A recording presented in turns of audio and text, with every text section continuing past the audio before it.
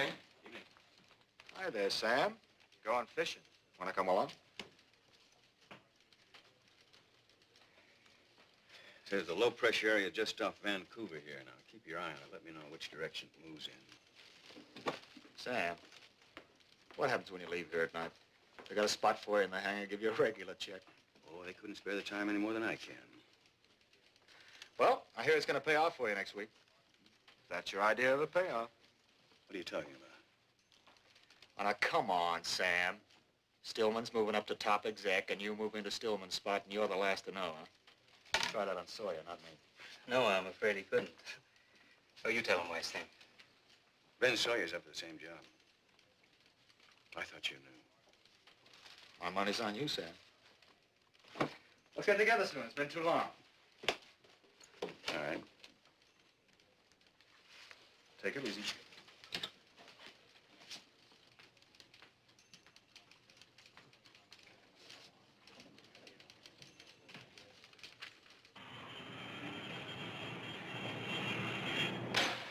Here you are, Bob. Thank you. Why don't you start with the galley? I'll take care of this. All right. 50 passengers, is that it? No, 49. One cancellation. I'll give you a hand in a minute.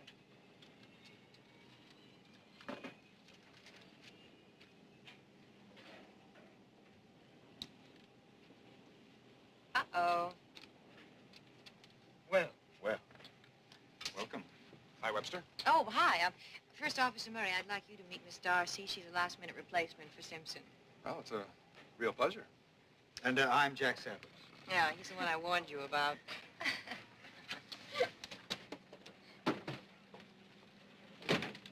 Hey, how about that, huh? Hello, Captain. Hi, Art. I was wondering if, hi. She's busy now. Well, when she gets on busy, have her bring me a cup of coffee, huh?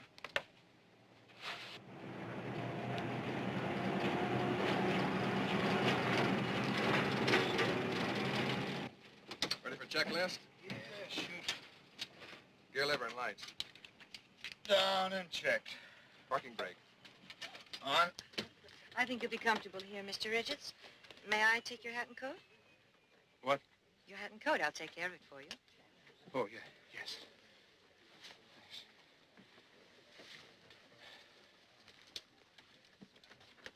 Oh, if you need anything, you just signal me right there, all right?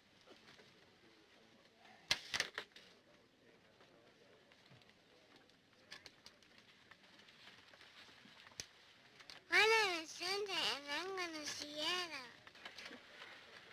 My name is Santa, and I'm going to Seattle. Come on, darling. Here's Dolly.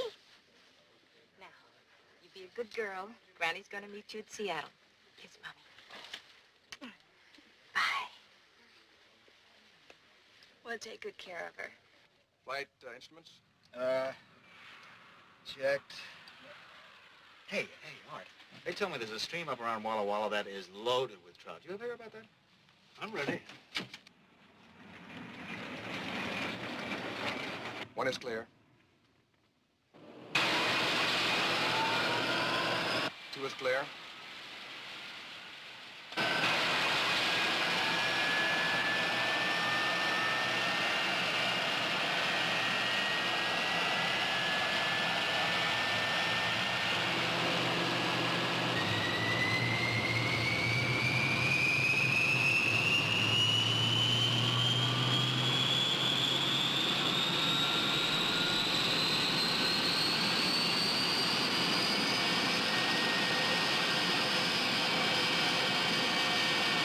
Consolidated 22, over. Consolidated 22. Consolidated 22, cleared to runway 25 left. Wind 280 degrees at 7. Altimeter 3018. Time 08.5, over. Good evening, ladies and gentlemen. On behalf of Captain Savage and the crew, I'd like to welcome you aboard Consolidated Flight 22. Our flying time to Seattle will be 2 hours and 10 minutes at an altitude of 29,000 feet.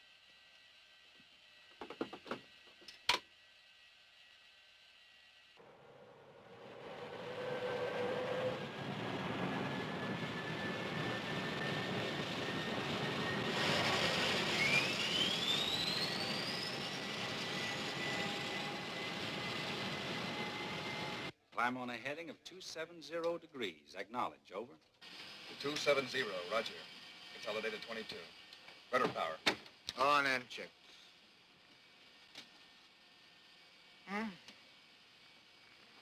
She's still busy. Los Angeles Tower, consolidated 22. We're ready for takeoff. Consolidated 22, cleared for takeoff. Over. Consolidated 22, roger. Still busy. Anyway, she only likes young men. Thanks, pal. For the coffee, now sit down and fasten your seatbelt. Roger, Pops. Get that overhead light, Joe.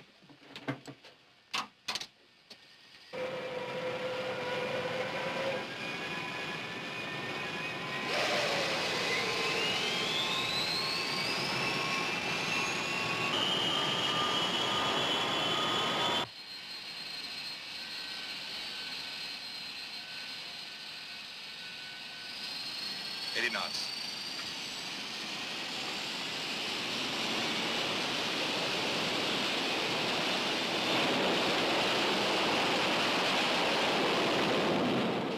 Put your gear up, Joe. You are in radar contact, Consolidated 22. Proceed on heading. Consolidated 22, roger. Rudder auxiliary pump. Off and checked. Masterful. I'll go back and tell Darcy how great you are. Maybe it'll help. I'll speak for myself, you don't mind. Right engine's on fire. Chop everything to it. Pull the fire bottle. Left engine feels okay, so we're in good enough shape. Yeah, I'll go back and see to the passengers, Jack, huh? Good girl.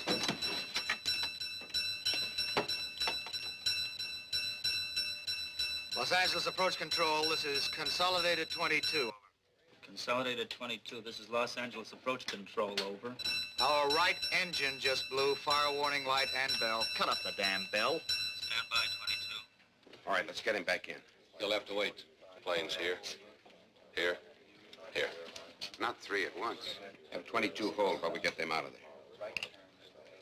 Radar control to Consolidated 22. 22, roger. You're cleared for immediate descent to 3,000 and maintain heading 350. Do not assume any easterly heading. 3 inbound planes in your area. 22, roger. All right. Bart, go take a look from the cabin. And walk, don't run.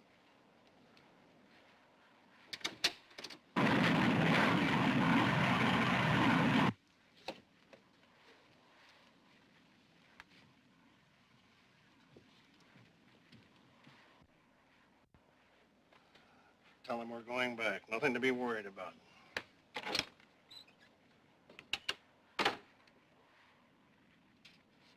Ladies and gentlemen, we're sorry to inform you that due to mechanical difficulties, we will have to return to the Los Angeles airport.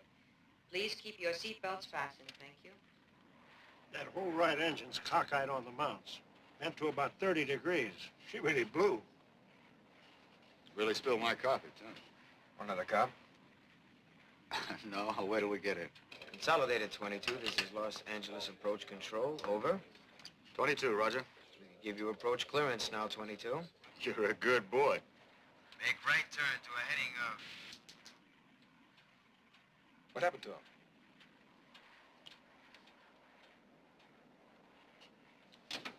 Radar control from 22, over. Went dead. Other engine. Radar control! Chop it out.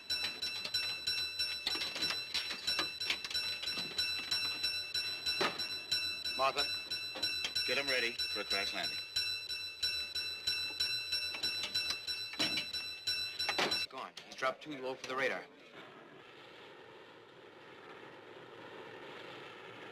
Oh, you beautiful beach.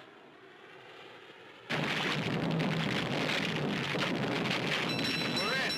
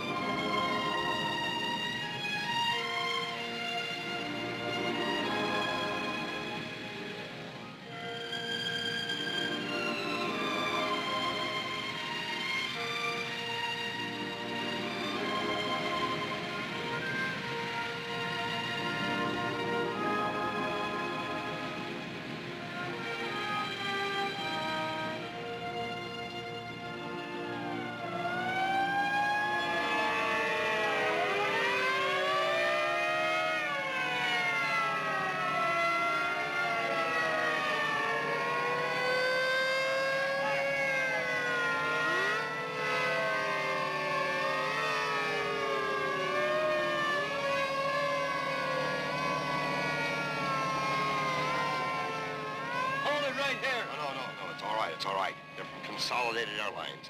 This is Mr. Stillman, Vice President in charge of transportation.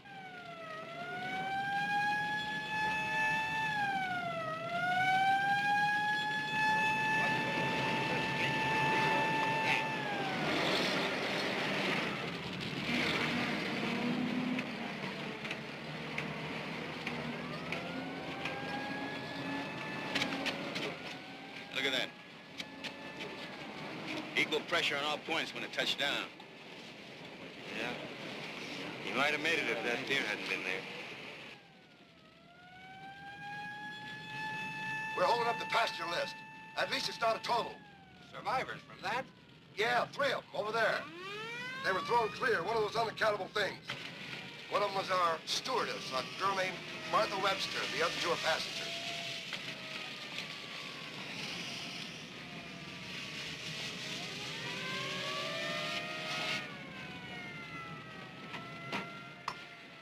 What are her chances?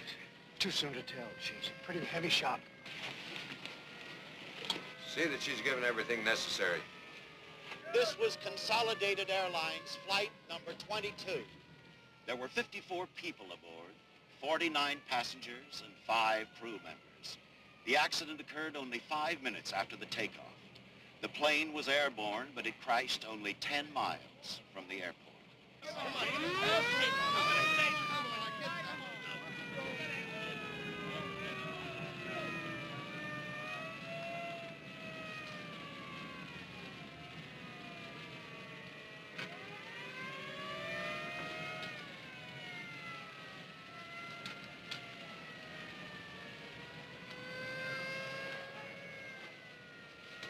All these people killed. Why? Sam! Ben!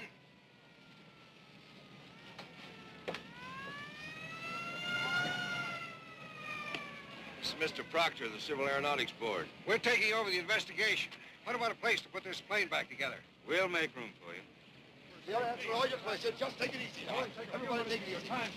All right, here they come. Excuse me, Mr. McBain. We'd appreciate something from you, sir. You? Mr. Wilson here is our public relations man. He can speak for us. Well, I know, but since you're in charge of This pilots... is all sort of your bailiwick, isn't it? A thing like this. Mr. McBain handles flight operations. Mr. Sawyer here is Director of Engineering and Maintenance. It's the bailiwick of all of us. Excuse me. Anything further to add, Mr. McBain? All I can say is apparently it was a failure of the right engine soon after takeoff. That's all we know. And you think Yes, that's well, I said that's all we know for now. No, not quite.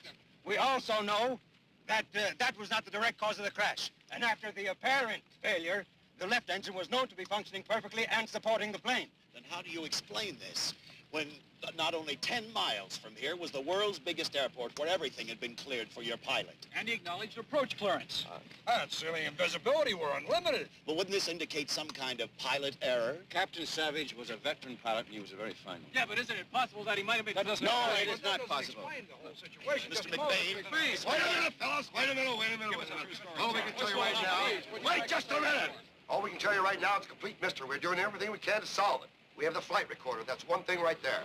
Would you explain exactly what a flight recorder is? Well, that's an instrument in the plane, records how she's flying. Anything goes wrong mechanically, it'll show up on the graphs.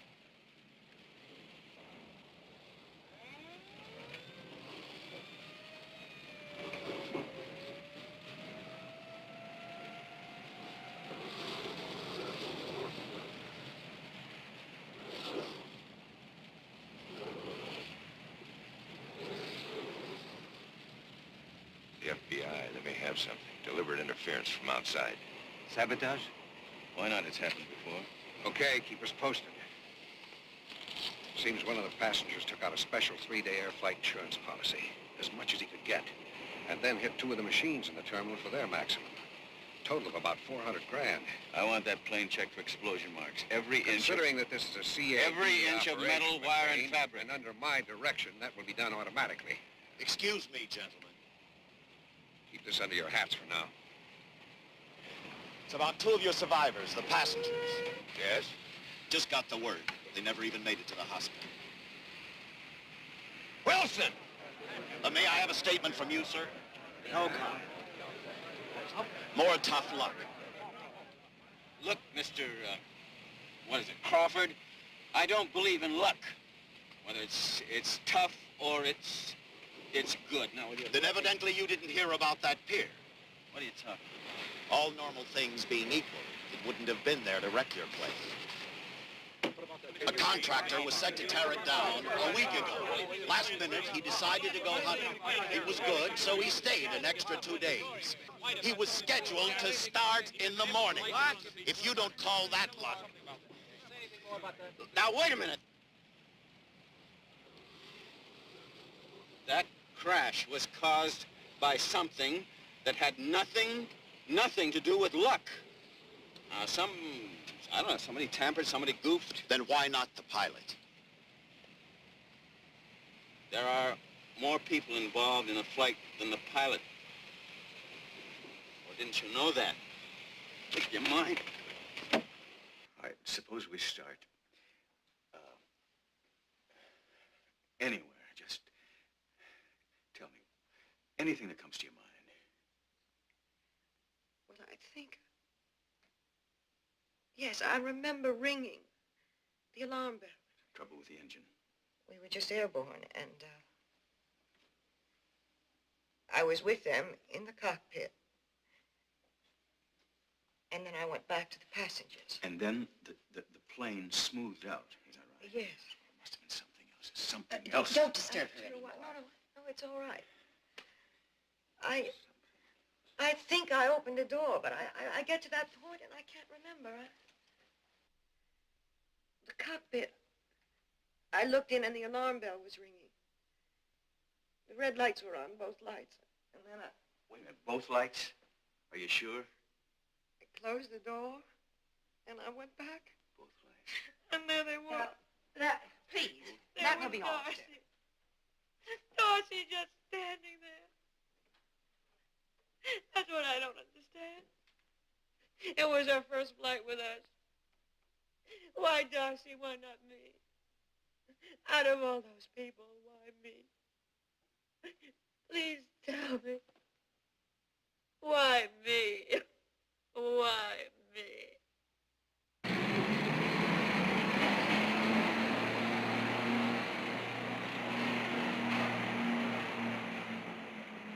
Seagull feathers, yes. More specifically, the feathers of a gull known as Pacific kittiwake. Extremely rare visitors at this season of the year. Practically never on the landward side. Strictly an offshore bird. Yet there he was, on your landing strip, waiting to be sucked into the jet chamber to choke it. Very strange for any gulls to have done that. But these particular gulls, well, that's something I'll leave to the philosophers. It has nothing to do with science. Hey, wait a minute, this is the right engine. We already know that can't be blamed for the crack-up. Neither can the other one. Well, wait until you look at it. We have. Come on, Sawyer.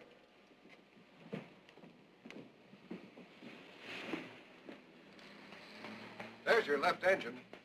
Not a scratch, Sam. Not a dent. No blast or explosion marks? Nothing. Well, that's impossible. I just left the stewardess, and that engine was on fire alarm. She heard it. She saw the light flashing. Fire it up.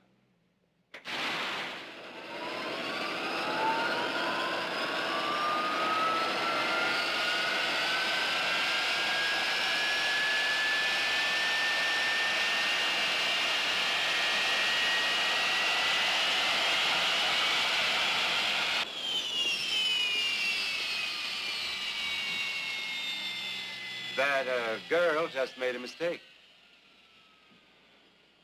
You sure you didn't coach her? Unintentionally? I mean, she must be pretty hazy about things, wouldn't she be? No, she came up with it herself. Or at least I thought so. He gave you the report about the flight recorder? What? That was wrecked beyond any possible use. Not that there isn't a little progress elsewhere. There's some action on that sabotage angle. What? Well, it seems that the guy with $500,000 worth of insurance was a down-at-the-heels artist living in a third-rate apartment in Hollywood, behind in his rent. According to his landlord, he'd never flown before in his life.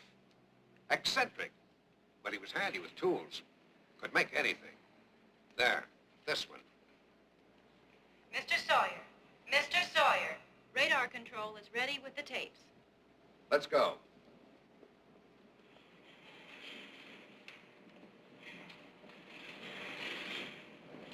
Mr. Proctor? Yeah? Mr. McBain, I'm glad I caught you fellas. 2 minutes ago, my office gave me an item on your pilot. What about him? About his drinking. What do you mean? Fella just phoned one of the papers. Said he'd seen Savage in a bar only a couple of hours before flight time. That's a lie. Are you sure? What do you mean, am I sure? Of course I'm sure. I saw Savage myself not 10 minutes before flight time. Some guys can handle it better than others, you know that. This was one of those spots on the strip. Guy's a bartender there. Said he recognized Savage's picture in the paper. No pilot of mine breaks the 24-hour rule. Now, you got yourself a crank now. Just forget it. Well, I can't. He was seen an hour earlier at another joint and with the same pal. The pal could hardly walk. You use that on your newscast and you'll get sued right out of business. Nobody's calling it fact yet, Mr. McBain. They're not that stupid. I gave it to you now, such as it is, because I thought it might be helpful. Thanks. We appreciate that, Crawford. Mr. Proctor, please call your district office. I'll meet you at the tower.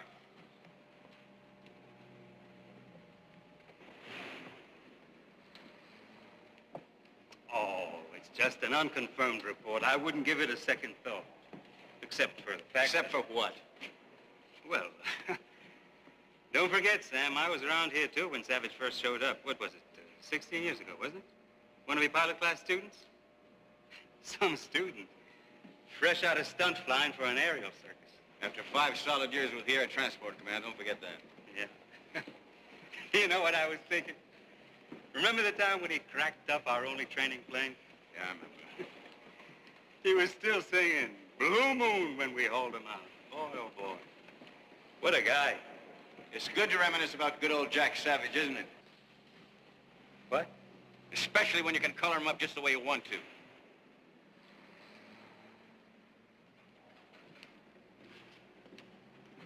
Maybe I got the idea from you. You're pulling engines out of your hat to throw at me every chance you've had. Well, I'm going to throw them right back at you, Sam. I want that vice presidency, too. All right. But you're going to have to nail a dead pilot to the mast to get it, because he's going to have to be proven guilty. Now, suppose we get over there and hear what he has to say. Los Angeles approach control. This is Consolidated 22. Over. Consolidated 22. This is Los Angeles approach control. Over. All right, engine just blew. Fire warning line and bell. Well, cut off the damn bell. Stand by, 22. How did he sound? What? How did he sound? In some trouble, but not panicked, if that's what you mean. No, he didn't sound like he'd been drinking.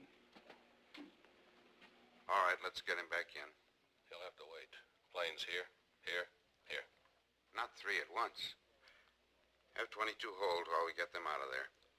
Radar control to Consolidated 22. 22, roger. You're cleared for immediate descent to 3,000 and maintain heading 350.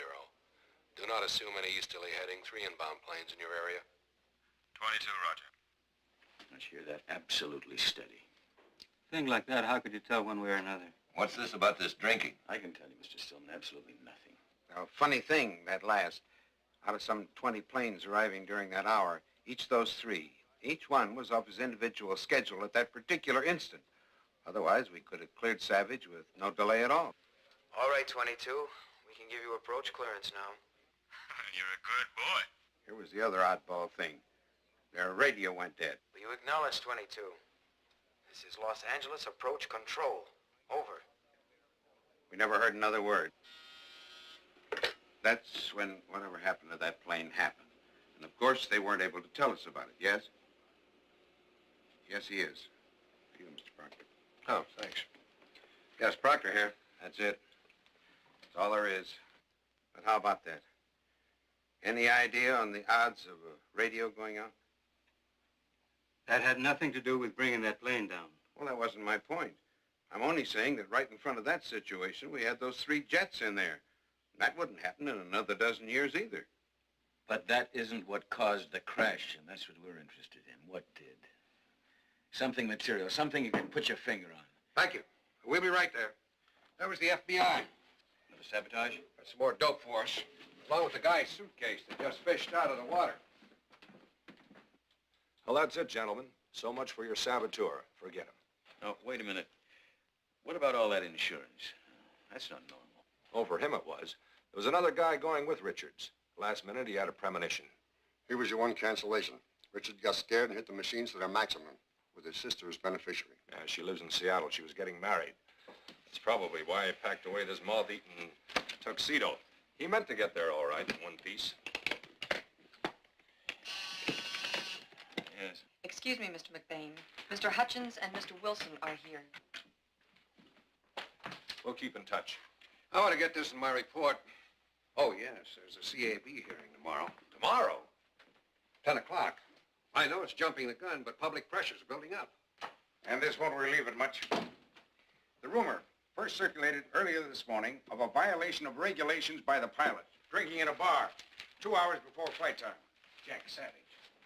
Legally speaking, if there's anything in that story at all, we're up the creek. Every relative of every victim will probably be lining up his case right now. That hearing will be packed with their lawyers, all ears and teeth bared. That's the usual procedure, isn't it? Blame the pilot, especially when he's dead, then he can't defend himself. Let's face it, Sam, Jack wasn't the so-called ideal image to begin with. No, what do you mean by that? Well, a bachelor like that? Yeah. The public likes to think of these guys as family men. You know, houses, mortgages, kids, and so on. Well, it just so happens that I am a bachelor, too. You are not a line pilot. And during the last year, you didn't bounce from an heiress to a stripper to I don't know what else. The last one was a Chinese girl. Just a minute. Where did you dig all that up? You know how many stories have reached me about that man just since last night? Playboy, show-off, unstable. If I've heard them, those lawyers have heard them. And if we can't knock them down, we've got to level. Just admit that somehow he slipped past. Just wait. That particular Just pilot. wait a minute, will you? No pilot just slips past. Him or anybody else. Now, just you wait a minute. How can you be so sure? About him, it's easy. During the war, I was his co-pilot. Yes, but how close have you been since, in recent years? Look, Ben, come on now. In recent years, I've been tied to that desk. I've been busy. You know that. All right. So you can't vouch for him. So who is it you're defending? Just what do you mean by that? Savage or you? You for hiring him in the first place. Okay, Ben.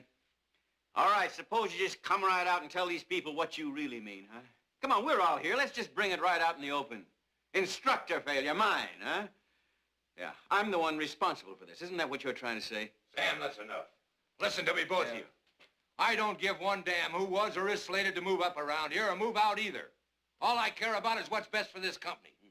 And right now, I'm satisfied the only move we can make with any face at all is to dump the pilot, sell him out and take our chances. Now, how you do it, Sam, with the least stigma, that I leave to you. Just have it ready for that hearing.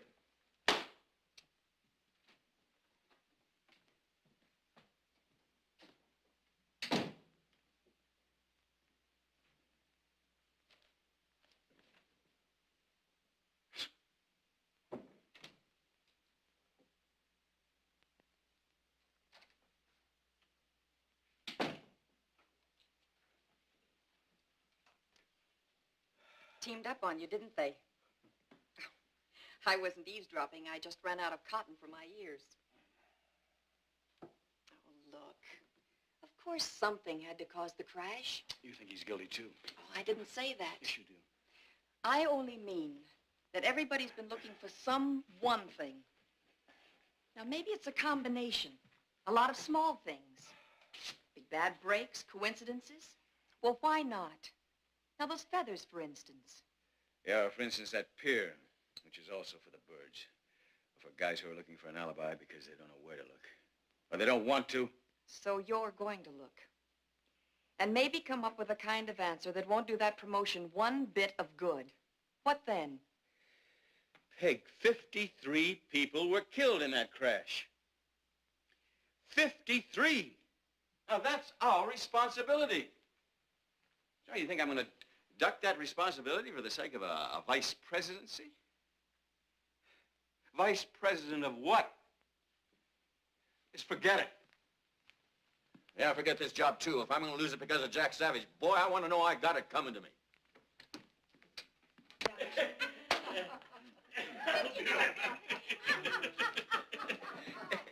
Hey, what do you have? Hey, I understand you're the fellow that identified the pilot of that plane. Yeah, I'm the one. You said he was in this bar last night, right? Yep.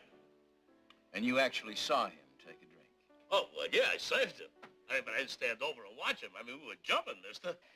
I understand you recognize him from this picture here. Yeah. Well, how come your story said that he was in civilian clothes when he came in? Here, he's in a uniform, isn't he? Well, yeah, as a matter of fact, he was wearing a check jacket. But he could have walked in here with a toga. That's the guy, that's him. Hey, Bernie, how about another scotch and soda, huh? Hey, sure. You can pour me one, will you? Yeah. Yeah. You keep the change. Well, thanks. Oh, yeah, I forgot to mention, he was standing right over there. He was kicking and scratching, having a wonderful time. There was a gorgeous tomato jammed up against him. I mean, just having fun, A boyfriend comes in. I thought his nose was going to go out of joint for a minute. I thought we were going to wind up in a rhubarb. Oh, yeah, and also his friend, the guy that Savage came in with, he was really low. Kept calling the Savage Jack. I mean, so you can see why it was so easy for me to spot him, Hey, Bernie, let's have a straight bourbon, huh? Yeah. And crack that up for me. Sure, baby.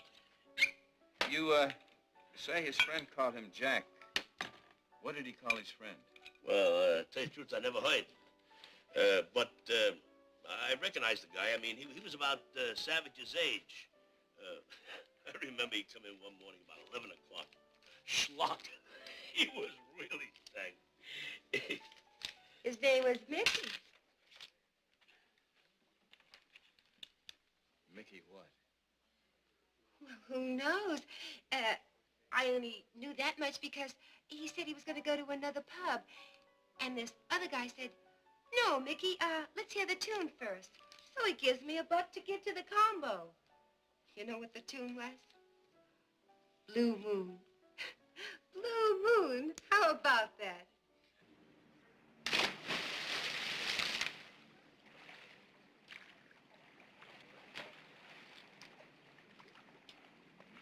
I just thank goodness you're not one of those reporters. Look what they did to my flowers. Stomped on them like buffalo. Asked me if I knew anybody named Mickey. I think 2 of them were really private detectives, for lawyers. They're pretty sneaky. Miss Mickey, do you know him? Oh, no, of course not, Mr. McBain. I never concern myself with the private lives of any of my tenants or their friends. They told me I ought not to touch things for a while.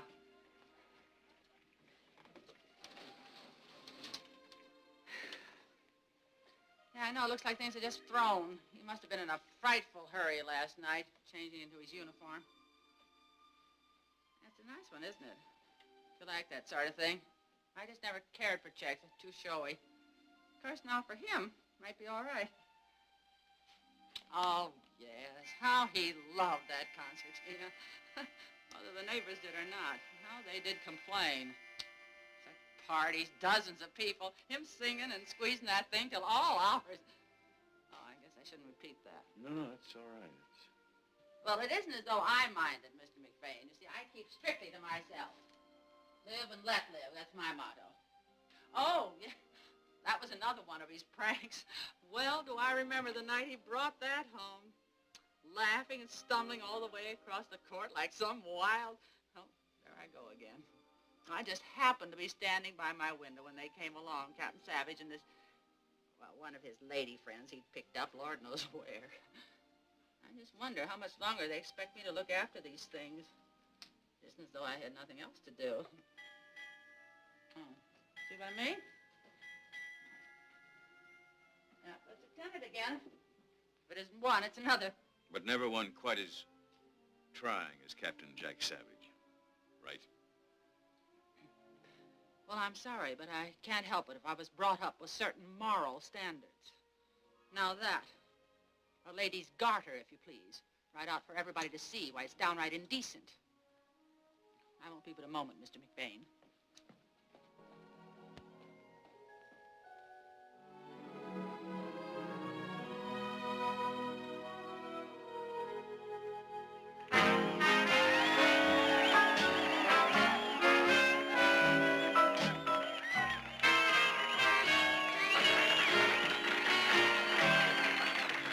love, no nothing until my baby comes home. No, sir, no nothing as long as baby must roam. I promised him I'd wait for him till even Hades froze. I'm lonesome, heaven knows, but what I said still goes. No love, no nothing, and that's the promise I'll keep. No fun with no one. I'm getting plenty of sleep. My heart's on strike, and though it's like an empty honeycomb, no love, no sir, no nothing till my baby comes home. No love, no sir, no nothing till my baby comes home.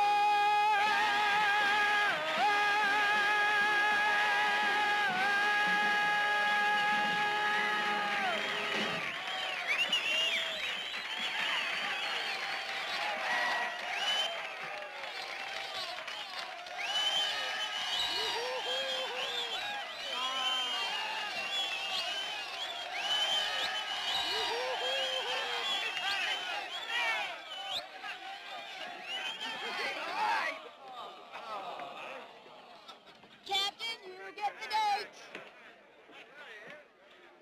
Ah, she knows you're still the thought or two, huh? Oh, now, come on, Sam. She picks out one square at every base. It's good for morale. Except yours, buddy. Excuse me. No love, no nothing, until my baby comes home. No, sir, no nothing, as long as my baby must roam. I promised her I'd wait for her. Oh, I would wait. Oh, don't take it so hard there, old pal. Morning for you, Sam. What? Your date's off. It's all right, she knows about it. The CO called her. Oh, come on, knock it off, will you? No, really. Yeah, sure. They're sending us out with a cargo of heavy machinery tomorrow morning, early. Briefings tonight. You gotta take over. Why me? Well, they've nailed me for one of those strategy huddles over at base headquarters. You know how long that'll last. Tough luck, Sam.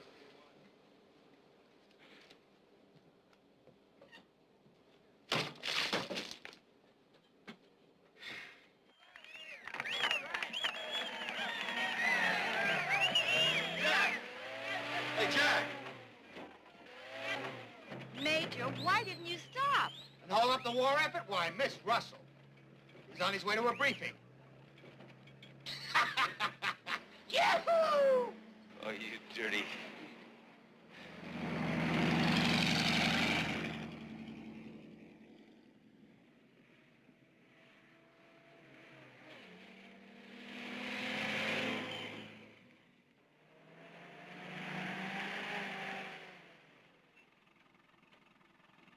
Hi. Morning. You know, boys, there are some tourist attractions around this country that are absolutely unbelievable. Not the least of which is your dear Major. I'm terribly sorry, Captain. I do hope I've made up for it a little, though. He told me you'd lost the other one. The other one? Fine! We'll be back tonight! Great girl, Sam. Well, now I got the complete set, huh?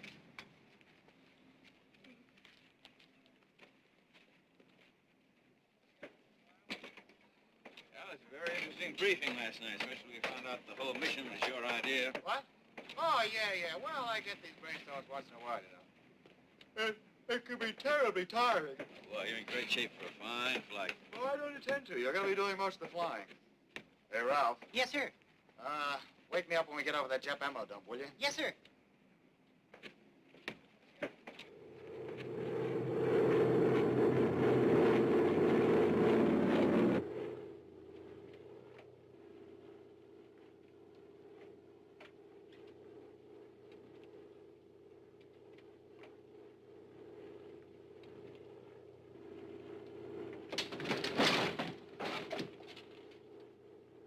It's a great country. Jungle below, ice out there. And it ain't getting any better either. On the cowling now, too. Oh, it's an ideal situation, if you ask me. You know, you guys start feeling secure, you get bored and dissatisfied, start complaining. Oh, me? I'm one of those kind of nuts who likes to feel safe. Yeah? Yeah. Why is that, Sam? What do you mean, why is that? Because I got post-war plans, that's why. Flying? That's right, flying. Not this kind of flying, that's for sure. Oh, commercial, huh? Yeah. Sane and commercial. And all laid out, huh? Punch the clock on time, be nice to the passengers, then all the way up the ladder to the top. The big boy with his finger on the number. What's wrong with that? What happens if your number comes up, Sam, and it's a cancellation? I don't figure it that way. Didn't figure you did. You know, I'm all for flying, wouldn't be without it. But you show me the lifetime guarantee on anything. You know, the best thing you can do as far as I can see is to Major? get the most out of every single day and be ready to pick up your marbles when they call you. Yeah. What, Ralph? That Jap base you wanted to know about? Yeah. Scotty thinks we're over it right now. Right. We on their frequency? Yes, sir. Hand me that mic. Now, what's this all about? Well, we can't shoot at him. At least we can let him know we're still in business. Oh, great. Steady there, baby.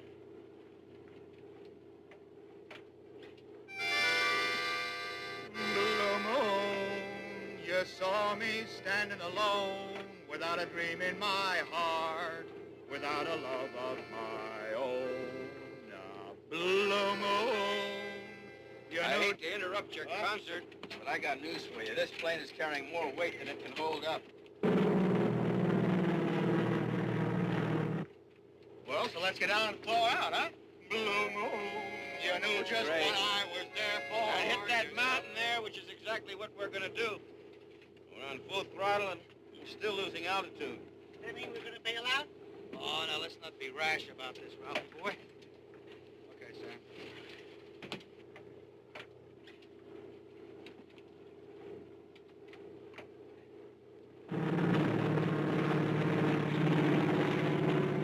Tell you what you do, Ralph. Call Chapua. Got that? Yes, sir. Tell him to get a bearing on us and stand by for a mayday. Yes, sir. Then we are going to jump. That's right. After that, when you call Chapua, button down that key and get rid of the classified material, you hear? Yes, sir.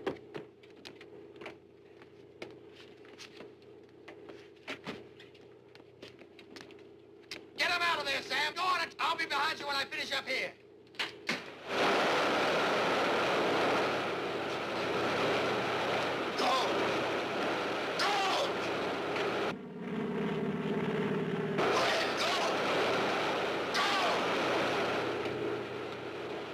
Come on, Ralph. You're next. Wait a second. I'm having a little trouble. I'll look after him. Go on and take off. Come on, let's go! I told you to get out of here! Bundy!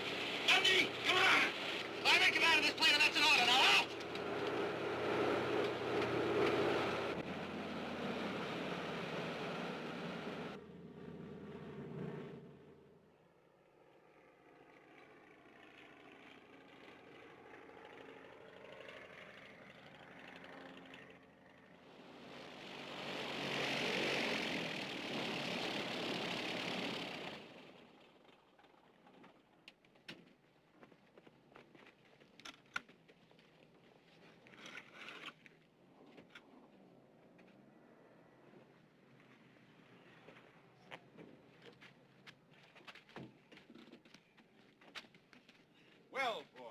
Welcome, welcome. I tell you, that was great news, hearing that you'd been spotted. We're mighty happy, and I know you are too. Yeah, well, we could be a lot happier. Bundy and Savage. What about Bundy and Savage? Sam, it's ours. It's ours. Colonel, that plane was 1 minute away from a crash. What happened? Probably the finest flying that you'll ever run across. He just wouldn't give in. Wouldn't abandon a ship like so many other. I think you know what a ship like that means to us in times like these.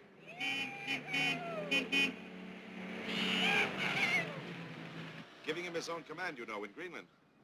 If any man ever deserved it. How's it make you feel? Kind of heroic? Of course, I'd be the last guy in the world to say he planned it that way. Boy, if you ain't one hell of a looking crew! Hey, Scotty! You okay, pal? Just great. All right. I'll come out to the hospital and see you. Well, Sam.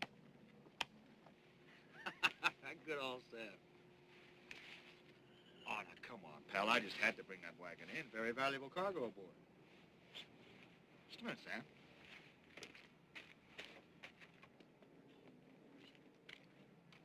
Here it is, Sam. Jane says welcome home, too.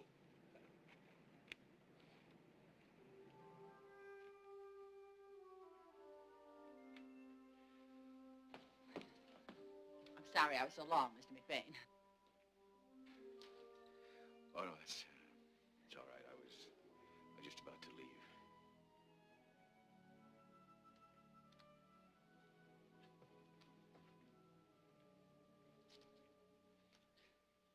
She's lovely, isn't she? You recognize her, of course. No, I can't say that I do. That's his fiancée, Lisa Bond. The Pasadena heiress.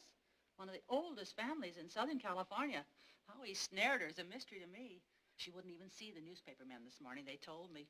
That's why I did all I could to help them about Captain Savage. I felt so sorry. You say she lives in, what was it, Pasadena? You have her address? Oh, Mr. McBain, you wouldn't visit her now in her hour of grief? Oh, dear me, no. A lady like that? Oh, darling. Oh, darling. Oh, you look lovely. How was Europe? Oh, Tom and Eloise have been asking for you. Eloise! Listen, have a drink. I'll be right back. I have a magic bar. Now, what you think? I'm terribly sorry. You know how these hassles are. You understand, Mr. McBain? This was already scheduled. There simply wasn't time to stop it. I really couldn't, no matter how I may have felt inside. How did you feel, Miss Bond? I mean, inside. Terrible. You did. Now, where were we? We were talking about a man by the name of Mickey, who was supposed to have been a friend of your late lamented fiancé. I thought you might have met him. Hello there, Sarah. Tom. Hi, Lisa. How are you? Do you mind? Could we go someplace, Mickey. excuse me, and talk? We're away from all this. Oh, Mickey. Nope, I don't recall anybody by that name. But actually, I've met almost none of Jack's friends. It actually didn't last very long, the engagement. I don't know how it even started. You don't know how it started? In the ladies' room, where else? It was up in San Francisco at the airport, between planes. I don't know, the door jammed, and there I was. Damsel in distress, yelling for help at the top of my lungs. And you know what happened? He talked me into staying over. And then he got a buddy of his to fly his schedule so he could stay over, too. Now, that's what I call a real salesman. Lisa, if you're not going to dance with your friend, how about letting me have a chance? But I just was going to do the same thing, darling. Look, I'm kind of running out of time, and besides, I seem to be just playing straight man to some of your very delightful recollections. Some other party, perhaps. Excuse me.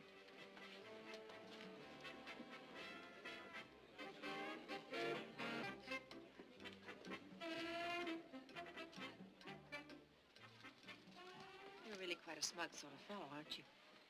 You want a little privacy. It's obviously a little hard to come by. The dance would have helped. Would have also helped to dispel some of those impressions you're so bent on carrying away with you. I guess I did come on kind of strong. I'm sorry.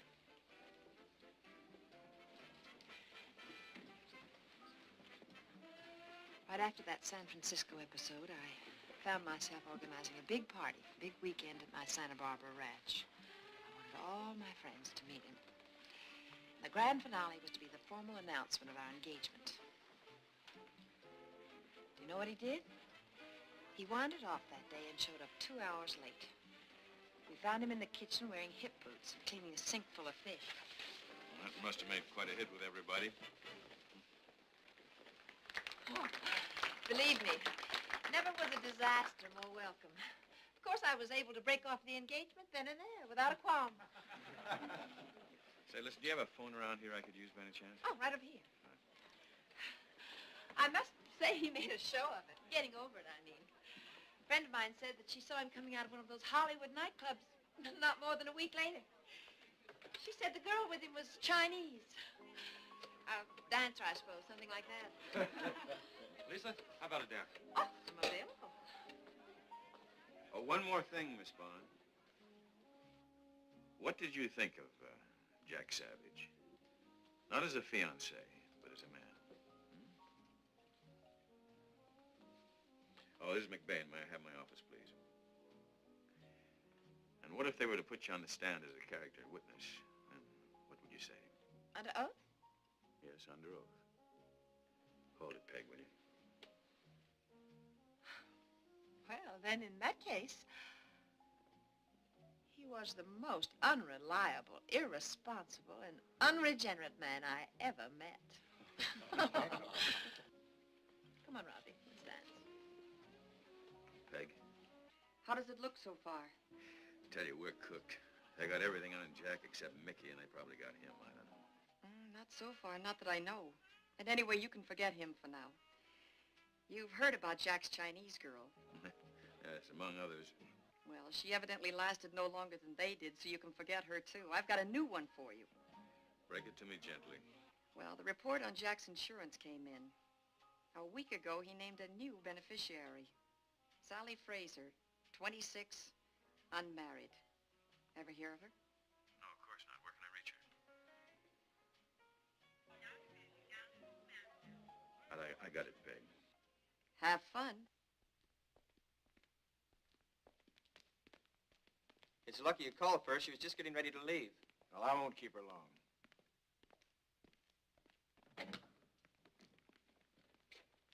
The gentleman is here, Miss Fraser. Thank you.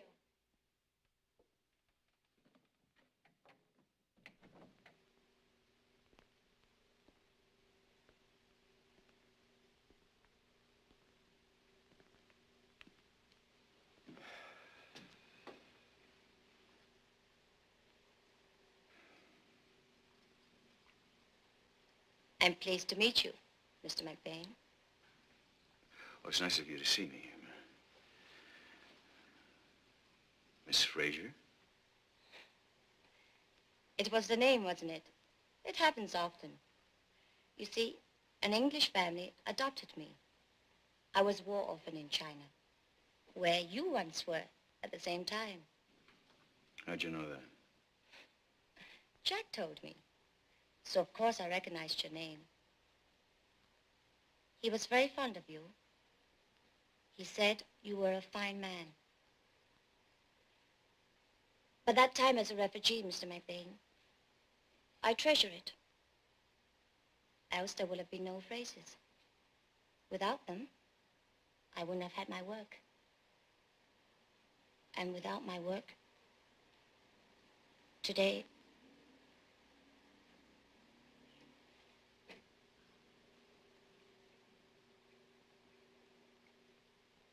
there she is. Come see.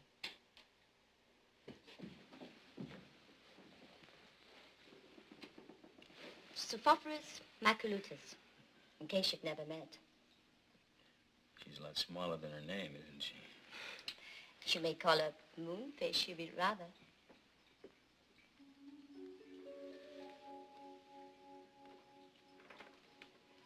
Foolish moonfish. When I return her to her neighbors, she'll try to hide for hours.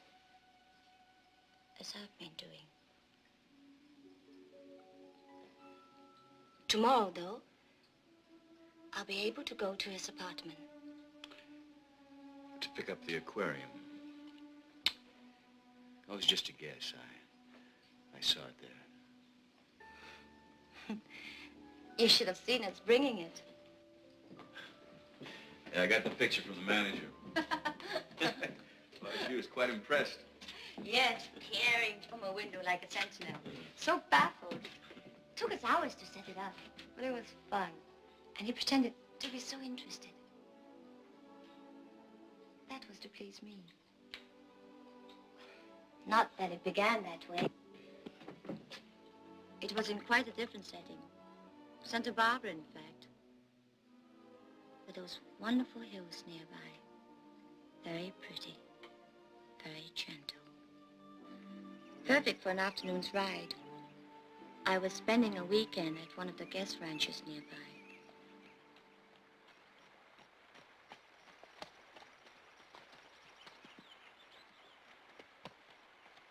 Yahoo! No! What? Throw him back!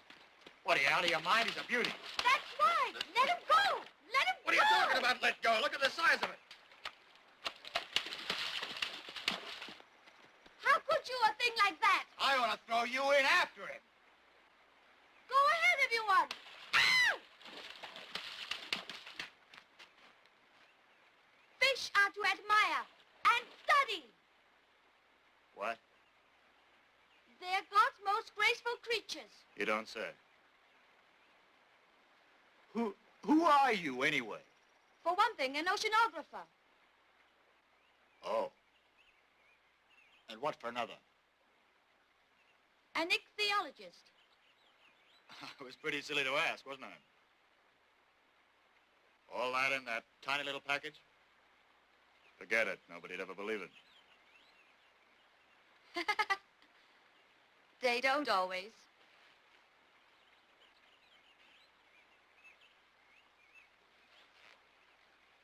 Well, in any case, please try to forgive me for what happened. I'm sorry. Hey, wait a minute. What do you mean you're sorry? You think you can just pop out of nowhere and wreck everything and then say you're sorry and skedaddle? You can't get away as easily as that. What would you have me do? Well, for one thing, you can see how many more crazy things you can tell me about yourself. And let's see how many more I'll try and believe.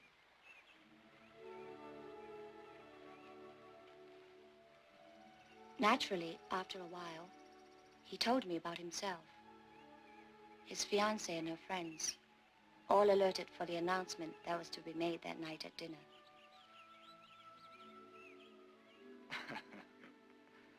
No. Let's not rush things. You know, what we should do is look for the longest trail back. I don't understand. You want to be late for the announcement? I want to stop it altogether. What kind of a person are you? Another fish getting off a hook. You approve of that, don't you? If you didn't want to get married, why didn't you tell us so? I didn't really have anything to say about it. First time I knew I was engaged was when I read it in the papers. But I think it's all settled. I've been working on this flight plan for quite some time now. I think it's cruel. No, not cruel. It's crude. The minute I barge into the kitchen with these, it'll all be over. Her friends will celebrate her return to sanity, and her fans will cheer her escape. Sally? Don't look so worried. It's as right as rain for her, too. Come on.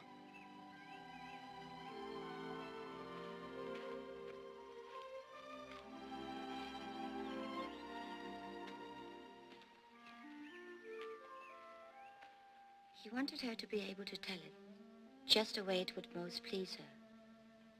He had to be certain she wouldn't be hurt. That was the Jack I knew.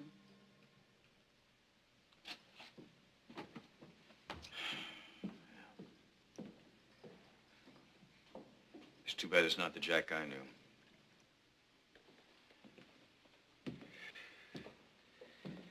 Because the Jack that I knew is the one I'm going to have to defend at that hearing tomorrow with a saturated pal named Mickey.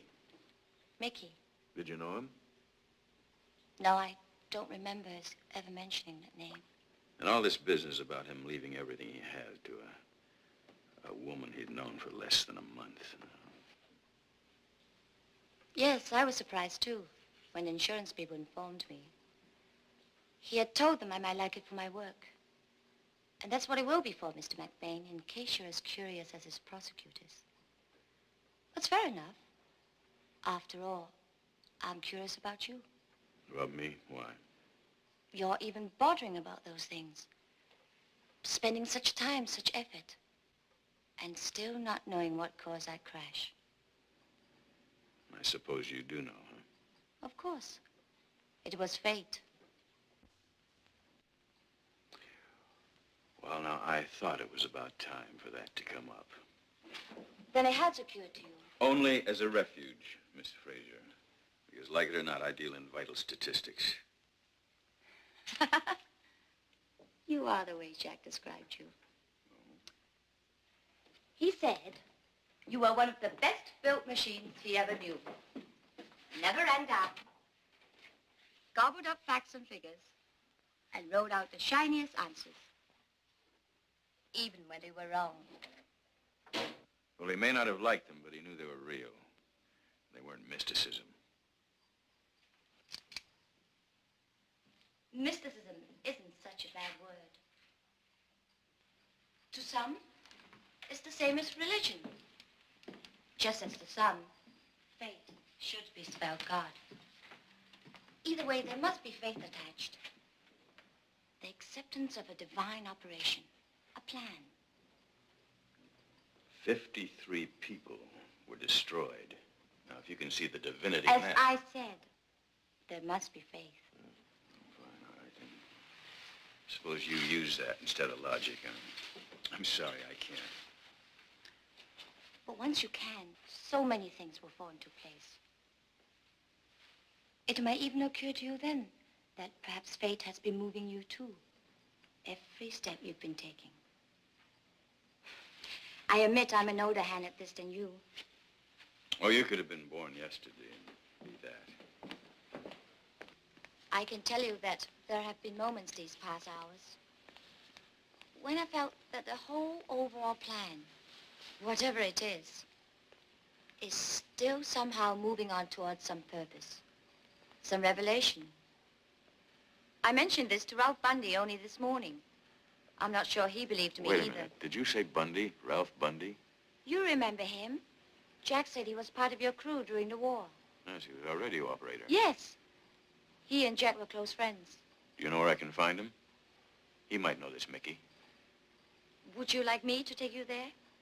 I'd like that very much. That's the plan again, you see. It happens to be on my way home. Right.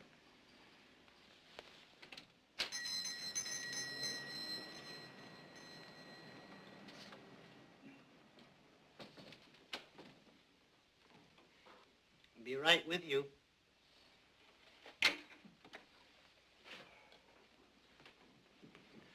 Sally. I brought you no comrade. Hello, Ralph. Well, for Captain. Excuse me, that got to be Major, didn't it? Well, it was Sam at first, so let's use that. Huh? Well, come around here and sit down and have a cup of coffee. I'll get you a chair. No, this is fine, right here. It's quite a place you have here. No complaints. I've been pretty lucky, I guess. I'm just sorry that it was something like this, what happened to Jack, that brought you by.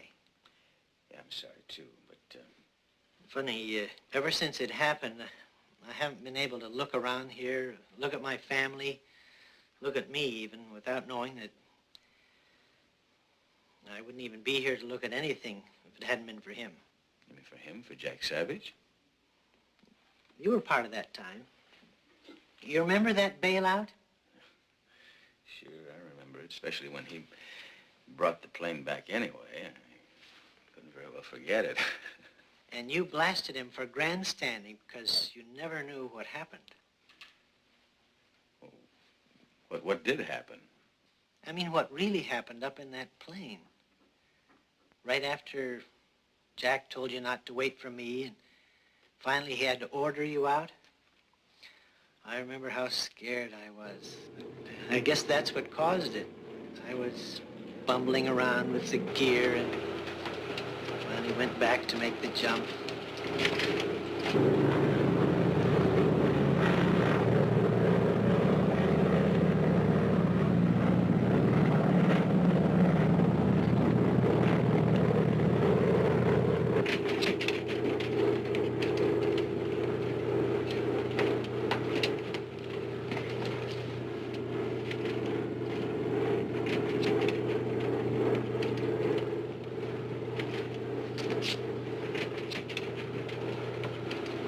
Come on, kid, it's all set. Let's go. I can't. What do you mean you can't? You've got to. Come on, let's get out of here. I can't do it. I can't jump. Ralph! Ralph, it's all right. I'll be right behind you. Now, come on, you gotta get out of here. No! Look, I'll be right behind you. Let's get the hell out of here. I can't! Ralph! Ralph, it's all right. Ralph, get up!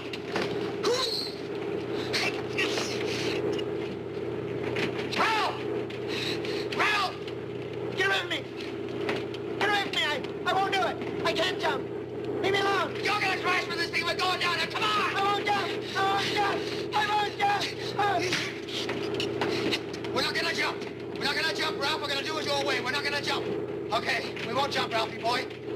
The automatic pilot can fly, and so can we. Okay, that's it. Good boy, Ralphie. Come on. That's a boy. Get in there, Ralphie. Go on, get in here. Now fasten that belt, pal. You're gonna help me fly this thing. Get fastened in.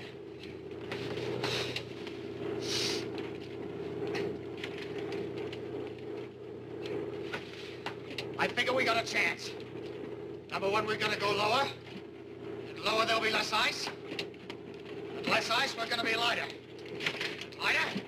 We're gonna make this whole girl fly. But there's that range. Well, maybe there's a big fat opening somewhere, right? I blew it. I was scared. No guts. I ought to crash. Well, what do you know? Look at that, Ralph! Ralphie boy, look at that! Yee-hoo! How's that for calling him kid? You know something? I was twice as scared as you were. And that is a big waste of adrenaline, if you ask me. If your number's up, why fight it, right? And if it's not, why worry about it?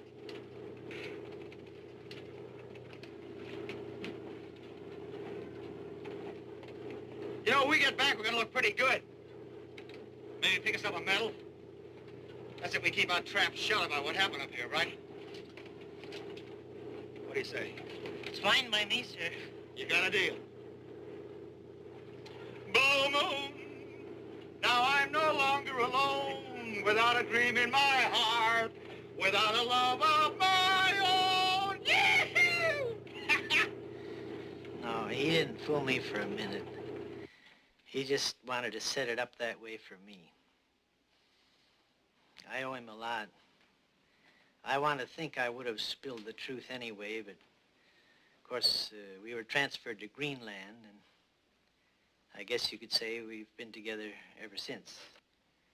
He always kept in touch. He was never too busy. Whenever I needed him, he was always there. And he was the same to all the other fellas of the old crew. Bud Grant, Mickey Doolin, Dave Scott. Wait a minute. Wait. Did you say Mickey? Yeah, Mickey Doolin. Oh, you don't remember him. He was part of the Greenland deal. He was co-pilot. Haven't you been reading the papers? I haven't wanted to read a line about this thing. They've been raking this whole town looking for somebody by the name of Mickey. He probably hasn't read the papers either. Well, the story is he was making rounds of the bars with Jack that night. Now, where does he live? You tell me. Place to place. Where does anybody like that live? No, I mean his hangouts, his friends. Same thing. I just don't have any idea, Sam. Sorry.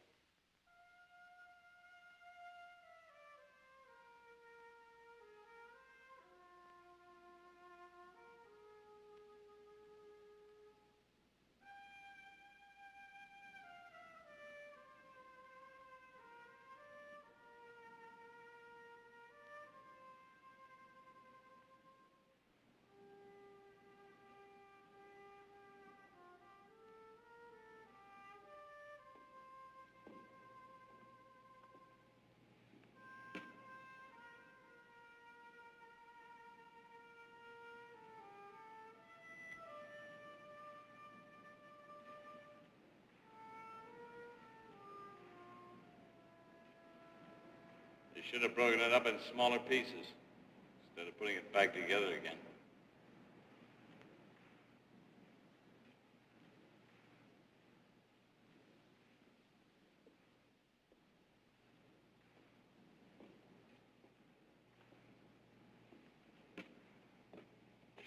You're Mickey Doolin. Yeah, that's right. I've been waiting for you. I had an idea you wanted to see me. Not that you haven't had that pleasure before. I hit you up for a job once. No, I'm sorry it didn't work out. Don't be sorry. You're probably right in turning me down. Mind you, I said probably.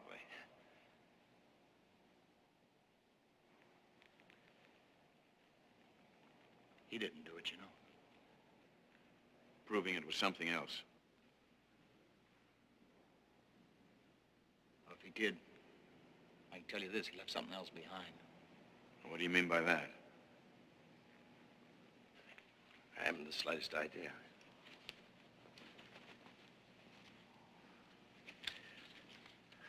Just going by something that Jack said once. Over Greenland. It's a great place for little talks. You ever see Greenland? Greenland from the air? From an altitude of 4,000 feet thereabouts? Then 3,000, 2,000, 1,000.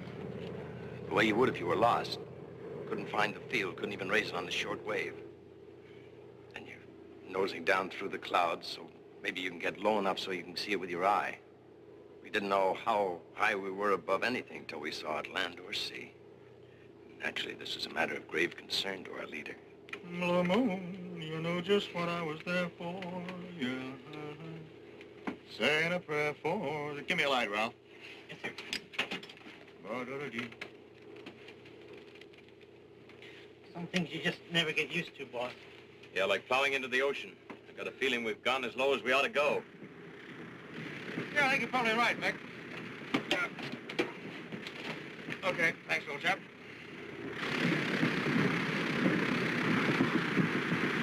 Ralph, sit down and fasten your belt.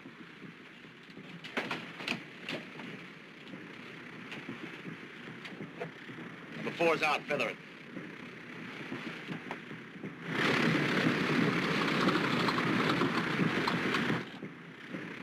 Four's feathered. Field's at the end of this fjord, Mick. You mind telling me how you know that? I don't know, it's gotta be. We're out of gas. Oh, I see. Number 1's out, feather that.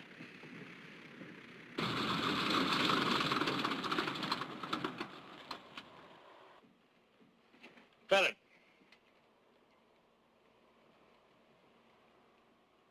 You know, in other words, the landing field can't not be there, because we never have another chance to look for it. Of course. No, really, we'd have bought it. Timing's not right for a deal like that. Naturally. Well, I know the timing's not right because it'd be such a damn waste to everybody. You know, I wouldn't have left anything. I wouldn't have given anything. Either would you, probably. Understand? Oh, sure, I understand.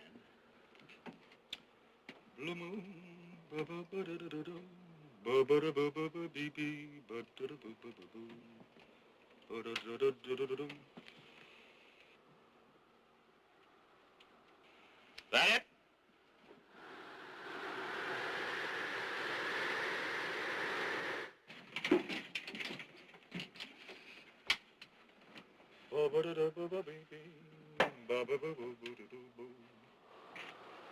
That was it, as far as that cockeyed philosophy was concerned, honey. I never got a word of it. I never forgot it either. Who knows, maybe he did leave something after all. Well, I can tell you one thing I wish he hadn't left. That was the saloon tour he made with you. The tour, true. The drinking? You'd have had to chloroform him first. He ordered a drink. He ordered a dozen of them, but they were all for me. Not that he used to do it. Matter of fact, he spent 5 years trying to buck me into AA, until I finally convinced him he was wasting his time. And mine, too. After that, nothing but the best. He used to say it offended his delicate sensibilities, my taste for rot-gut whiskey and two-bit wine. Mickey? Oh, come on, none of that. Not until I know you better. Now, this is for services, plus taxi fare here, for a CAB hearing in the morning. What do you want me for? I want you to tell him what you told me. Do you think you can make it? For him, my friend, I'll zero in on that hearing like a B-25 and heavy flak. And I mean dry. Dry as a squeezed-out sponge.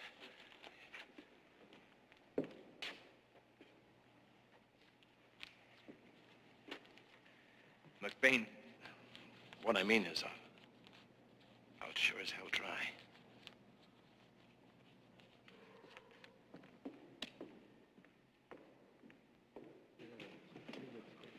Ladies and gentlemen, you are witnessing the preliminary informal inquiry of the Civil Aeronautics Board into the facts surrounding the recent crash.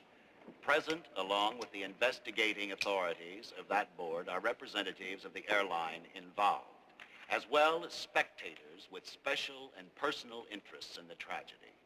These, of course, include relatives of the victims, along with lawyers, and prominent among them, the well-known attorney, Charles J. Dillon. And now, back to the hearing. Will Mr. S.C. McBain please take the stand?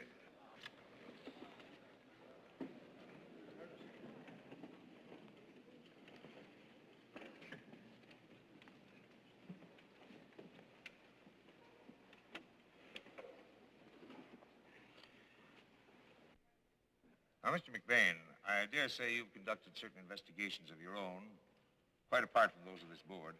Well, let me say, Mr. Chairman, that my search has been one of process of elimination. As you know, in the beginning, there was a strong possibility of sabotage. And when that was ruled out, it left two other possibilities, either human or mechanical failure. And when the mechanical failure was ruled out, that left the one other, which was the human failure. It also left us with a scapegoat by the name of Jack Savage. As far as these charges against him as breaking rules and lapses in character, I can assure you there are witnesses here, Mr. Chairman, who will testify under oath that these charges are absolutely false. May I ask, Mr. Chairman, will Mr. McBain himself swear under oath that his witnesses are absolutely impartial and unbiased? Mr. Dillon, you are out of order. My witnesses are very biased, Mr. Dillon, as anyone would be who knew Jack Savage for the man he really was. And they would be the first to testify that this was a man who would not deal recklessly with the lives of others. This was a man of great compassion, with an abiding urge to help, not hurt. In many ways, he was the kind of man that I wish I had been. If this eulogy is quite complete, Mr. Chairman, I wonder if we could return to the case. From time to time, Mr. Dillon, I have the unmistakable impression that you're conducting this hearing. My apologies for that, sir. However, I am accompanied here by those people who have lost beloved members of their families in this tragedy. They're desirous of the facts, only the facts. Mr. McBain has demonstrated his reasoning ability by process of elimination, at least to his own satisfaction. He has removed the last possible explanation for the crash. Therefore, I must assume he has nothing further to offer. Mr. McBain? No, I have something further to offer. Because you see, Mr. Dillon, like you, I am interested in facts. I had a lifetime contempt for anything that wasn't a proven fact. But so many elements combined in such profusion that they just could no longer be ignored. For example, that flock of birds, that pier if it hadn't been there, the three planes, the three planes in the air at the same time, all off schedule. I'm sorry, Mr. McBain. I'm not following very well. What I'm trying to say is that for some inscrutable reason, which I don't understand and I don't pretend to know why, all of these things seem to combine together to cause that crash. So when you use up all the natural explanations, what do you have left? I mean, what is there but the supernatural? And what word do you use for that? Fate. What? Are you saying that this crash was a matter of luck? Is that what you're saying? Well, if you want to use that word, yes. Simply a bad break? No, I wouldn't use the word simple, Mr. Chairman, because simple it certainly was not. But as far as it being a bad break, who knows? Not bad. Then good, perhaps? This loss of 53 lives?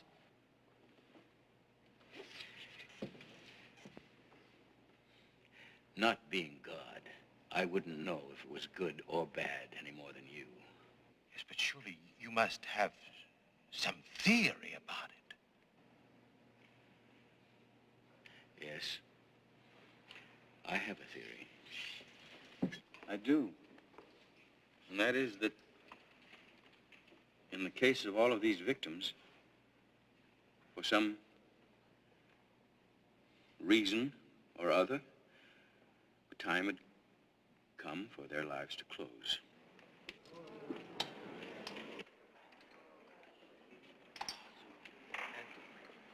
You're saying that your organization really performed a most saintly service in collaborating on this mass execution, and therefore ought not to be condemned but praised? Mr. Chairman, may I interrupt? Mr. McBain, don't you know that if we gave any credence whatsoever to this explanation of yours, that every stupid pilot error that's ever been committed could be excused on the grounds of chance? Mr. Chairman. Certainly he knows this is no more than a remarkably inept attempt to obscure what was clearly pilot error. Will you be quiet? And I have every intention of proceeding on that basis. May I please have the floor? The chair recognizes Mr. Hutchins. Let the record show, sir, that Mr. McBain's testimony is entirely his own and is in no way an expression of Consolidated Airlines in this matter. Duly noted. May I also, at this time, request permission to withdraw until later in the week in order to prepare a more proper presentation. Under the circumstances, I see nothing to be gained by continuing today's session. Request granted.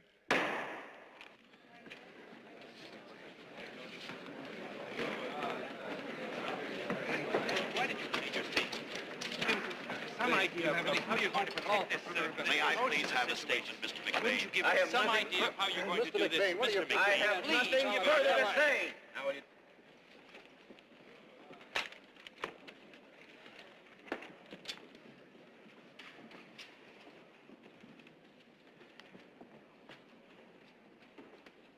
didn't tell you the wrong things.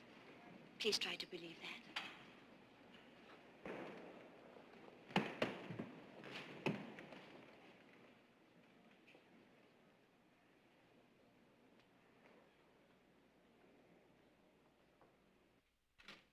Sam. I'm not going to ask you why, because I know why. You believed it, or you just couldn't have done it. Which hardly cuts down on the damage. Look at these. Ticket cancellations. I have to tell you... Yes? Martha Webster's on the phone. The stewardess. She's calling from the hospital. Will you take it? Oh, yes. Hello? Mr. McBain? Yes. This may sound foolish, but I just wanted you to know that what you said at the hearing. Yes. I believed you, every word. Thank you, Martha. I appreciate that very much. I'll get back to you later. I have to tell you, Sam, I got a message from the board of directors. All right, you can give them an answer. Tell them they'll have my resignation in the morning. I'm afraid they were a little more impatient than that. All right, they can wait at least through tonight. For what possible purpose? What difference does a couple of hours make? All I know is the shorter the time, the more the fun. I thought we'd had about all of that kind of talk we need. What's the sense of it? What do you think you can do you haven't already done? What's left? All right. I'd like to take Jack's flight again myself. What? Yes, from the very start to the very finish. Everything that he did. Maybe we can find out what really took place. Oh, you're crazy. Oh, what is there left? You said yourself... No, but wait a minute. Go on, Sam. All right, now listen. We'll duplicate everything. Every detail. The exact conditions, the exact time, the exact place, the exact copy. Naturally, I'll need plenty of cooperation. Not only from the ground, but in the plane. For example, we need somebody who knows the exact sequence of events that took place from the very beginning. Go on, Mr. McBain. Everything that happened in that plane from the takeoff until the time it hit that pier. Everything that took place on Consolidated 22. That would have to have been someone who was on 22. That's right. Oh, Mr. McBain. Look, I know what I am asking, but I am asking because I'm running out of time. I have no other place to turn.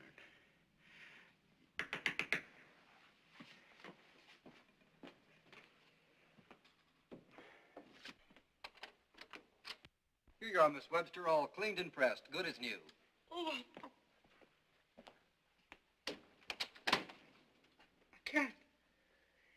I can't do it, Mr. McBain.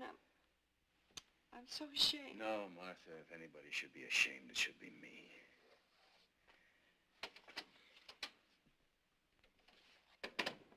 Just put a bag in each seat except one. He'll show you which one.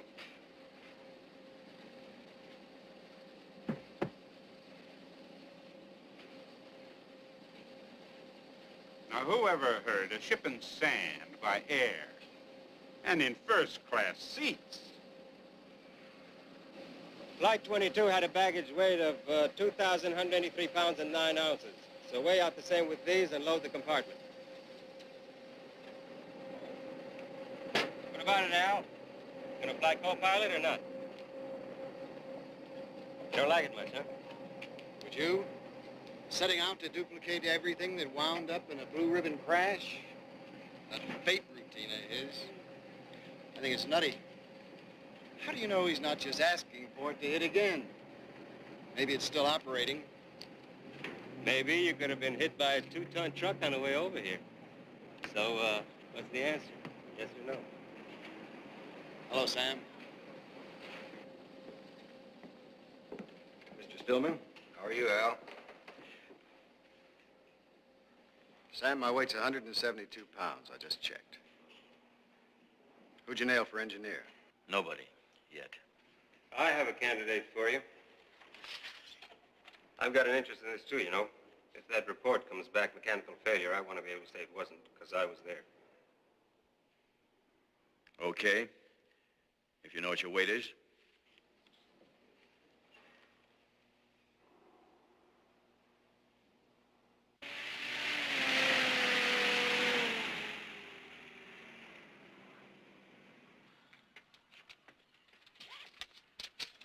All set. Down at the last cup, saucer, plate, and bottle. I'll leave the meal count in the galley. Thanks. Well, what good they are without the stewardess, I wouldn't know. They'll keep us accurate, that's why. I've got us minus 10 seconds. Like I said, Ben. Checklist. Hold it! Hold it! Push it back! Push it back! I have to get on that flight! Hold it! Move it back! I better get up on that flight! Come on, move it back! Hold it, Ben! Hold it.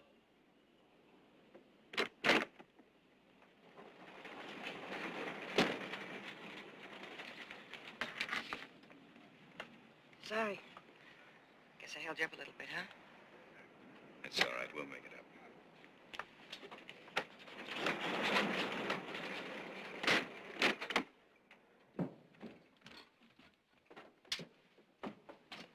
These? Caterer stacked these first. All right, go ahead. Gear lever and lights. Down. Check. Parking brakes. On. Flight instruments. Check.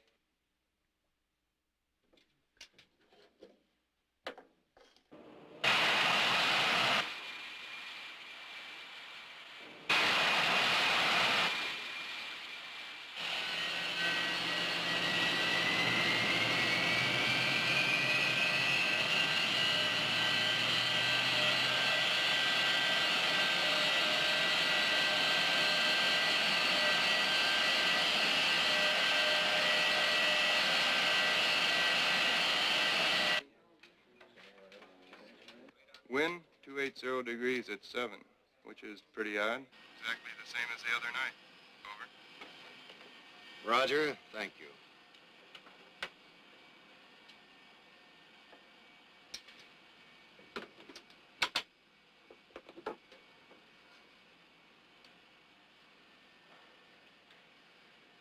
Good evening, ladies and gentlemen. On behalf of Captain Savage and the crew, I welcome you aboard Consolidated Flight 22. Flying time to Seattle, 2 hours and 10 minutes at an altitude of 29,000 feet.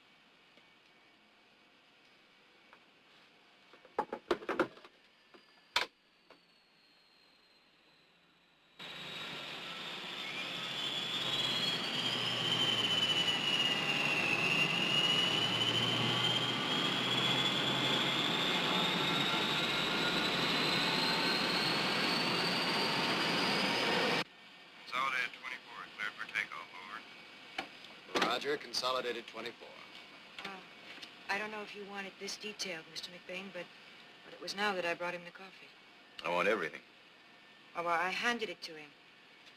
And, he was busy with the check, and well, yes, he said it right down here. We joked about Darcy. She was supposed to bring it, and then you... then Jack, he told me to sit down and fasten my seatbelt. You're doing fine.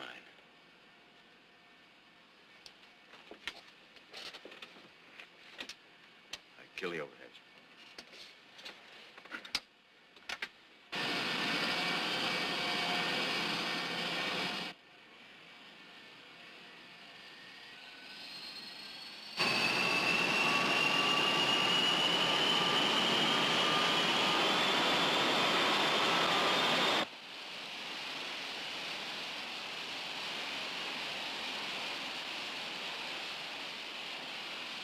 $80 knots.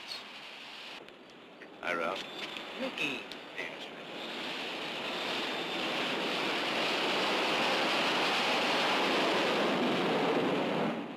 20-degree flaps, landing gear up. You're on the radar, contact 24. Savage's tape is running. I'm gonna try to track you with it second by second, okay? Roger. Consolidated 24. We have you 2 miles west. Same pattern exactly. It must have been about now your right engine went out. Yes, it was now. Cut the right engine. No, don't trim first. Just cut it. Now I trim. You're busy chopping the line, pulling the fire bottle. Our right engine just blew. Fire warning light and bell. Right on the nose. Cut off the damn bell. it was now I went back to the passengers. Oh, wait a minute, Martha. Hold it just a second. Come here. Tell me, is everything exactly as it was? Exactly? Well, everything except the light and the bell, they were both on. And there was a fire in that engine. Going by the playback, Sam, we just told him to descend to 3,000 and maintain a heading of 350. We're doing it. You're over the ocean now. A while yet before his radio went dead. We'll give the word. You'll have to tell us what happened then. Stand by. All right, 22. We can give you approach clearance now. You're a good boy. Make right turn to a heading of 090 degrees. Maintain 3,000 until advised. Now. Somewhere now. The boys here say he didn't turn back. Not till some seconds later. Any developments? Nothing. Ought to be coming up soon. It was about now that I came back up here from the passenger section. I opened the door. What was going on? The bell was ringing, and Murray was trying to put out the fire. Jack was holding on to the wheel. He told me to get them ready for a crash landing. Come in, 24. What's happening? Nothing. Nothing at all. I saw it. I know I saw it. Tell him to bring the plane on back. All for nothing. Sorry, Sam. I've just been told to clear you back here. They send a... Radar control. Go on. Radar control from 24. Over. Your radio's out. That's it. The left engine. Chop it. Pull the bottle. I told you it happened this way. Come in, 24. Seatbelt, we'll have to crash land. No, we won't. We're okay. That right engine's all right. We cut that off ourselves. Start the right engine. Start it. She won't catch. All the way. Come on, all the way.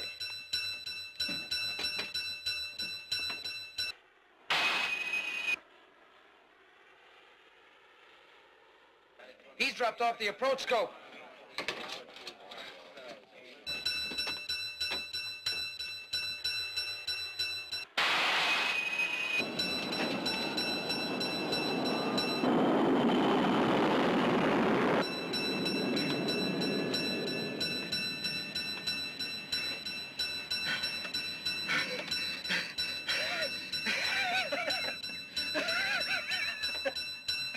Picked him up again. Call the tower. Tell them to clear the field. Right. Let's get down there.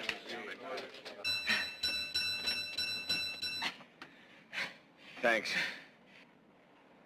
Flash the landing lights. We're going in. John, emergency landing, consolidated flight 24. Lined up runway 24, 5 miles out, final approach. No radio. Runway 24. Correct.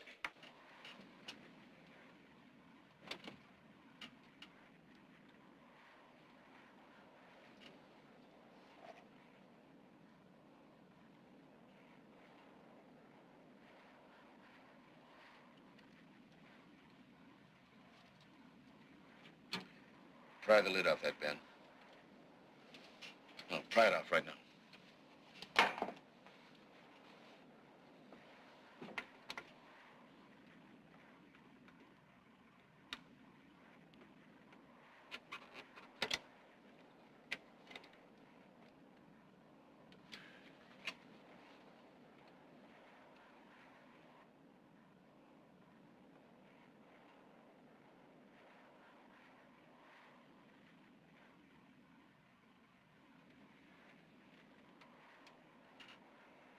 Start the left engine. It's out. That engine is as good as the day it was built. Here, take it.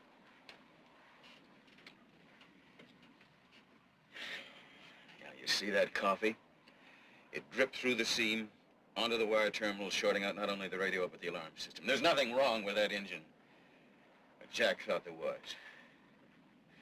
And so did I. Except that he didn't have a good one to go back to. I got it. Left engine on. Aye, sir.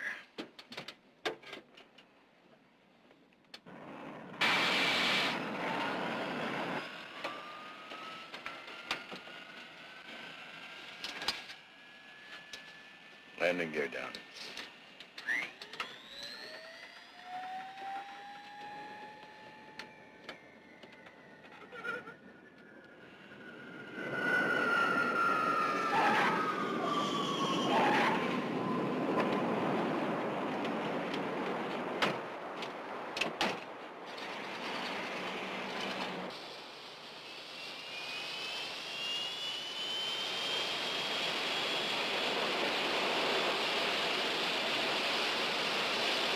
Got him.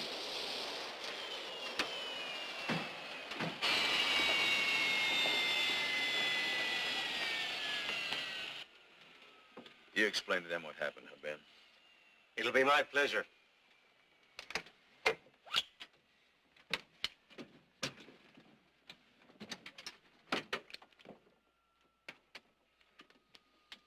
See you, Sam.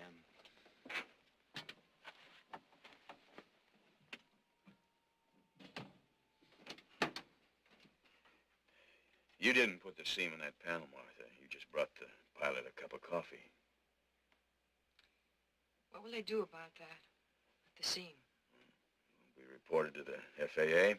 They'll contact all the airlines and the plane manufacturers, and the error will be corrected.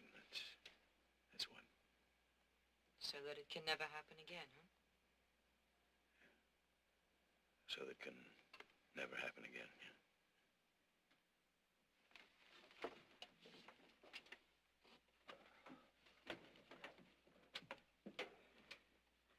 You know, I was just thinking, it was all in Jack's will.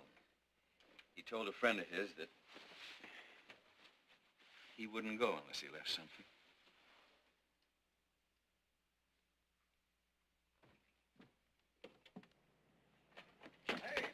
Terrific job, Ben. How'd you think of it? See the Call coffee the board there, of huh? directors here's All right, about well, let this. that wait till tomorrow, huh? Okay, but make it early. We got a lot to talk about. Martha, come here. I want you to meet some friends of mine.